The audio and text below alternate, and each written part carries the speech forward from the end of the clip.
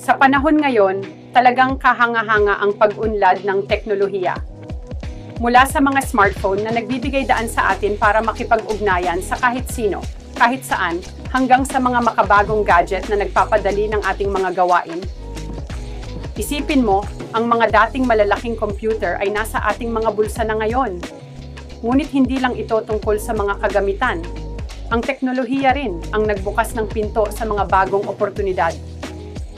Ang online learning, halimbawa, ay nagbigay ng pagkakataon sa marami na matuto mula sa bahay.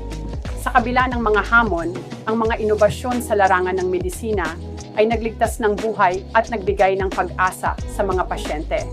Ngunit may mga responsibilidad din tayong dala. Kailangan nating maging maingat sa paggamit ng teknolohiya, lalo na sa mga isyu ng privacy at seguridad. Ang tamang balanse sa pagitan ng teknolohiya at ating